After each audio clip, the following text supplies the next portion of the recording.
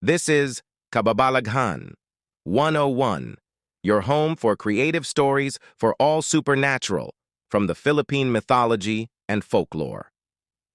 The Serpent's Pearl. In the heart of an ancient forest deep in Samar Island, where shadows danced between ancient trees and whispers of forgotten magic lingered in the air, a mystical gem called a carbuncle can be found. This story tells of the heroic Sitrong who bore the magical carbuncle upon its forehead, and his friends as they fight to protect the forest from the threat of men, monsters, and magic. Chapter 3 The siege's dawn broke over Maganjan. The forest held its breath in anticipation. Datu, the dark sorcerer, had begun his relentless march towards the heart of the magical realm. His journey, however, was far from the easy conquest he had envisioned. From the moment Datu set foot in Maganjan, he felt the forest's resistance. The air itself seemed to thicken, making each step a struggle. The lush canopy above conspired to block out the sunlight, casting him in an eerie, green-tinged twilight that made navigation challenging. Sitrong and his allies had worked tirelessly through the night, preparing a series of magical traps and obstacles to impede Datu's progress. As the sorcerer pushed deeper into the forest, he encountered the first of these defenses. Thick vines, imbued with Sitrong's protective magic, suddenly sprang to life. They snaked across Datu's path with surprising speed, wrapping around his ankles and attempting to trip him. The sorcerer stumbled, nearly falling face first into the loamy soil. Cursed plants! Datu snarled, his eyes flashing with anger. He raised his gnarled staff, its crystal tip glowing with sickly green energy. With a word of power, he sent a pulse of dark magic through the vines, causing them to wither and retreat. But the forest was far from done. As Datu pressed on, the ground beneath his feet began to shift and change. What had appeared to be solid earth suddenly gave way, revealing patches of quicksand that seemed to appear out of nowhere. The sorcerer found himself sinking, the magical mire pulling him down with surprising strength. Enough of these childish tricks, Datu roared. He muttered an incantation, and a swirl of dark energy enveloped him, lifting him out of the quicksand and depositing him on solid ground. But the effort had cost him, beads of sweat forming on his brow. As he paused to catch his breath, Datu became aware of the forest's watchful presence. Eyes peered at him from the undergrowth, curious squirrels, wary deer, and countless birds all observing his progress. He could feel their fear, but also their determination to protect their home. Foolish creatures, he muttered, his voice dripping with disdain. You cannot stop me. The jewel will be mine, and with it, the power to reshape the world as I see fit. But even as he spoke, Datu felt a flicker of doubt. The forest's defenses were proving more formidable than he had anticipated. He had expected to find a peaceful, unsuspecting realm, ripe for the taking. Instead, he was met with a united front of resistance, the very essence of Maganjan rising up to reject his presence. As he pushed on, the obstacles became more challenging. A swarm of butterflies, their wings shimmering with an unnatural light, surrounded him. At first, Datu dismissed them as harmless, but soon realized their true purpose. The butterflies' wings were coated with a magical pollen that confused the senses. Datu found himself disoriented, his vision blurring and his sense of direction skewed. Growling in frustration, the sorcerer unleashed a wave of dark energy, scattering the butterflies. But the effort left him drained, his reserves of magical power depleting faster than he had expected. I underestimated you, Maganjan, Datu admitted grudgingly. But make no mistake, I will not be denied. The carbuncle will be mine, no matter the cost. As he spoke these words, a distant rumble of thunder echoed through the forest. Storm clouds began to gather overhead, despite the clear skies that had prevailed just moments before. The air crackled with tension, as if the very elements were responding to the conflict unfolding below. Deep in the heart of the forest, Sitrong felt each of Datu's advances. The carbuncle on his forehead pulsed with each magical confrontation, sending waves of information to the Serpent Guardian. Surrounded by his allies, Dali the deer, Dea the hornbill, and Bantai the macaque, Sitrong coordinated the forest's defenses. "He's stronger than we anticipated," Sitrong admitted, his voice tinged with concern. "But he's also growing frustrated and careless. We must keep up the pressure." Dea ruffled her feathers nervously. "But for how long can we hold him back? He seems determined to reach the carbuncle at any cost." Sitrong's eyes gleamed with determination. "We don't need to hold him back indefinitely. We just need to wear him down, force him to expend his energy. When the time is right, we'll confront him directly."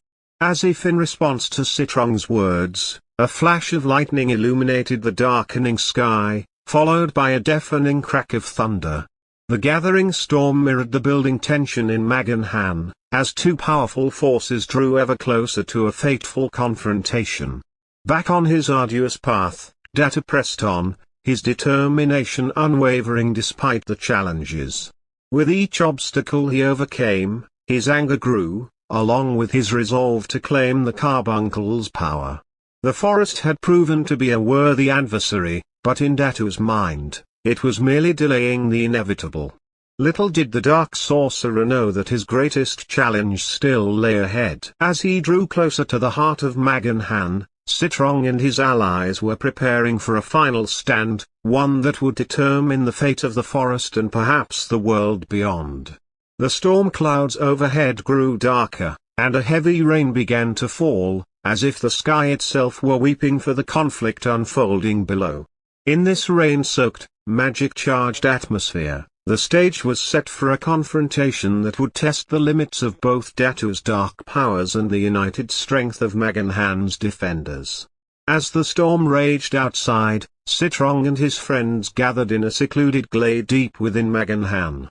The ancient trees formed a protective circle around them, their branches intertwining overhead to create a natural shelter from the rain. The air was thick with tension and the scent of damp earth, but also with a sense of determination and unity. Sitrong coiled himself in the center of the glade, his carbuncle glowing with a steady, pulsating light. Around him stood his closest allies, Dali the deer, her graceful form taut with nervous energy, Dea the hornbill, perched on a low-hanging branch, her wise eyes surveying the group, and Bantai the macaque, fidgeting restlessly but alert. "Friends," Sitrong began, his voice carrying clearly despite the rumble of thunder outside, "we face a threat unlike any Maganjan has seen before. Datu's power is formidable, and his determination unwavering. But we have something he does not: we are part of this forest, bound to it in ways he can never understand." The gathered animals nodded in agreement, drawing closer to hear Sitrong's words. "We must use the power of the forest to our advantage," Sitrong continued. "Datu is strong, but he underestimates the bond we share with Maganjan. It is time to devise a plan that will turn his arrogance into our strength." Dali stepped forward, her eyes filled with determination. "What can we do to help, Sitrong? We're ready to defend our home, no matter the cost." Sitrong's carbuncle pulsed warmly at Dolly's words. "Each of us has a unique gift," he replied, his gaze sweeping over his friends. "Dali, your swift legs and keen senses will be invaluable. You can scout ahead, warning us of Datu's movements and leading him into our traps." The deer nodded, pawing the ground eagerly. "I won't let you down, Sitrong. I know every path and hidden trail in Maganjan. Datu won't take a step without us knowing." Turning to the hornbill, Sitrong continued, "Dea, your wisdom and knowledge of the forest will guide us. You've lived through countless seasons and have seen threats come and go. Your insights will be crucial in anticipating Datu's next moves." Dea ruffled her feathers, her eyes gleaming with ancient knowledge.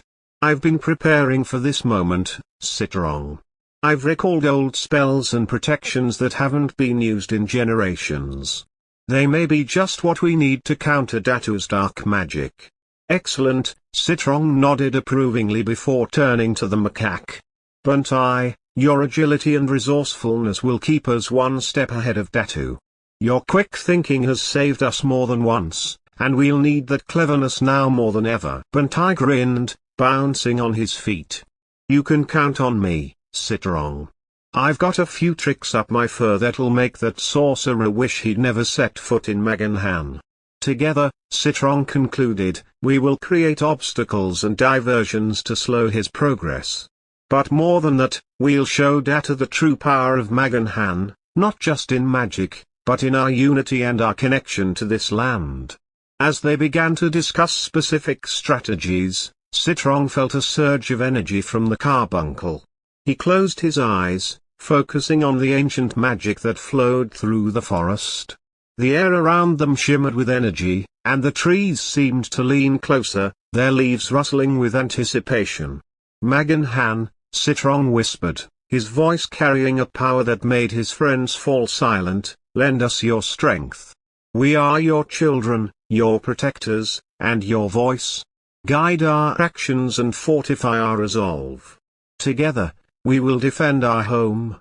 As if in response to Sitrong's plea, a warm breeze swept through the glade, carrying with it the scents of 1,000 flowers and the whispers of countless leaves. The animals felt a renewed sense of purpose, their bodies tingling with the forest's magic.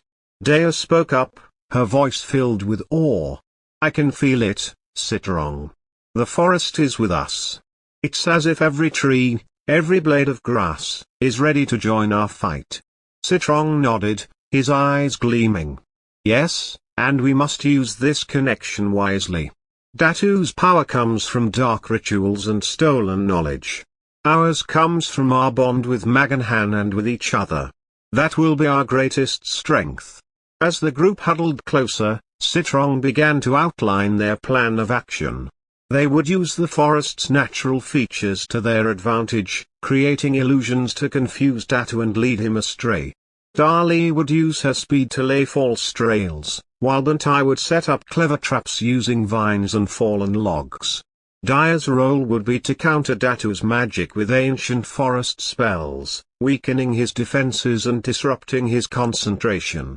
And Sitrong, drawing on the power of the carbuncle, would coordinate their efforts and prepare for the final confrontation. Remember, Sitrong cautioned as they finalized their plans, our goal is not just to defeat Datu, but to protect Maganjan. We must be careful not to cause unnecessary harm to the forest in our defense of it. The animals nodded solemnly, understanding the delicate balance they needed to maintain. As they prepared to put their plan into action, the storm outside began to intensify. Lightning flashed more frequently, illuminating the glade in brief, brilliant bursts. But rather than fear, the gathered defenders of Maganjan felt a sense of anticipation. They knew that the coming battle would test them in ways they had never been tested before. But they also knew that they stood united, backed by the ancient power of the forest and bound by their love for their home. Sitrong looked at each of his friends in turn, seeing the determination in their eyes. Are we ready? He asked, his voice steady and strong. Ready, they replied in unison, their voices blending with the thunder outside. And with that, the defenders of Maganjan set out into the storm-lashed forest, prepared to face the dark sorcerer and protect their beloved home, no matter the cost.